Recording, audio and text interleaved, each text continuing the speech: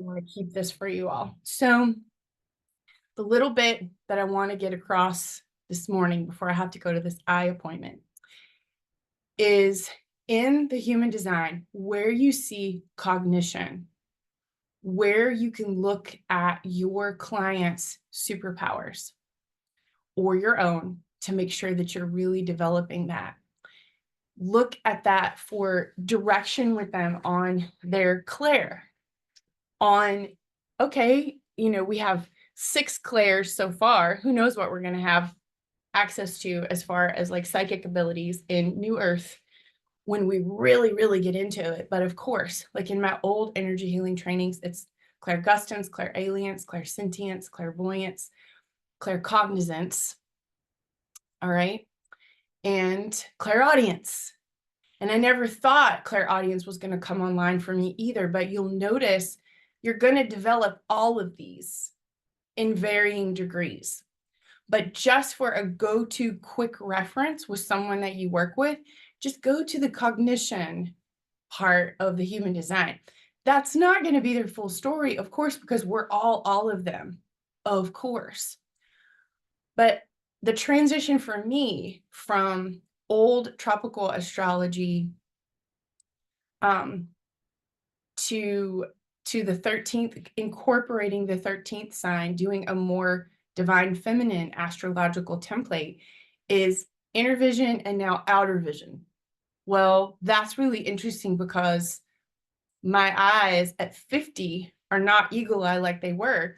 But what happened to me 10 years ago, like I'm not a doctor person, like I try to tend to everything I can without doing that. And what happened 10 years ago when my husband and I started dating, he was like, "You've never been to the eye doctor?" I was like, "No, I don't need to." And 10 years ago, I didn't. It was like super sharp. I went and had my eyes dilated. And for someone like me, that I use this area in my work all day long, every day, my pineal gland is strong and I use it to do what I do. Well, what I didn't expect, because like when I went in a decade ago, there was so much invasive trauma to me when they did the dilation. I couldn't see energy for 3 days. For 3 days, I thought my world was over as I knew it. It was such a dark place. I couldn't see clients. And I didn't expect all that just from a simple eye dilation. And the thing that has happened that is like really beautiful, this is why I was trying to get on Zoom in my car so that I could talk to y'all longer as I go to this appointment. This physician has become a friend over the course of a decade. And she is psychic as all get out, even though like she's in traditional medicine. And so she's someone that I'm getting ready to go into and go, I don't want this dilation today, but what I do want to talk about is preservation and getting my outer vision as supported as possible. So I'm getting ready to go do that. What I wanted to tell you all today is Monday is going to be really important. I'm going to go over clinical practice sessions for those of you. Some of you are totally ready to have practice sessions with technique, and you want people to work with from a distance that are in this community, that are supportive, that can give you good feedback. Some of you are not there at all and you're not ready. So for whoever's ready for that, I'm going to have all the specifics and how-tos of like how this is going to work for you to pair up and do some practice sessions. That's coming on Monday. The other thing that's coming when I have time to upload all the information is many of you are taking this human design magic and really delving into the medicine wheel correlations with it. Not just I Ching, but sacred indigenous medicine wheel, because ultimately we are the medicine wheel. It's a metaphor for 4 aspects of ourselves. So another thing that I'm getting ready to bring into the content that I'm going to deliver to you is a lot of my shamanic work. But this workbook, like if you are interested in, it's Dancing with the Wheel, the Medicine Wheel workbook. Sun Bear is the primary author, like if you want to look it up. But what's really neat about what's happening is you're going to see this fusion in all the different systems and modalities you can use. That's what frustrated me so bad about trying to teach like just shamanic practice healing or just human design or just an energy healing modality. To me, it doesn't work like that. And if you want to be like the absolute best coach that is like offering beyond just there's nowhere else you can get all this, you weave these things together and you have such a unique offering that to me is so congruent and multidimensional, not just human design or gene keys or like any of those systems. I look at all that in a way that I'm taking that into my energy healing, but I'm also teaching them about it because I want them to do it for themselves.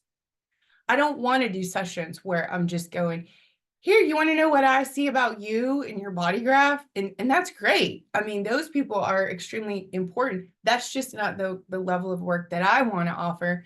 I want to say, now let's go. Like, how do we support your energy body? How do we support your biofield to take all these traits and just like activate you beyond? So interestingly, what I learned in that process of like when my sight totally shut down from the dilation of my eyes was it taught me more about how I operate in session, how I engage with the world.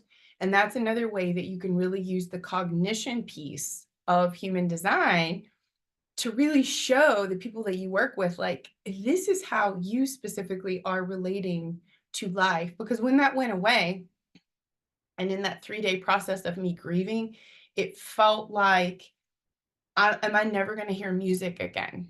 Like, if you could never listen to a song again, that's how I felt after that dilation. And that's why now that this eye appointment is here, that I had to book like last summer with her because she's so amazing. And we share so many clients that I know that I can go into her and be like, I know this is not what your typical eye patient is going to say to you, but this is how that trauma affected me.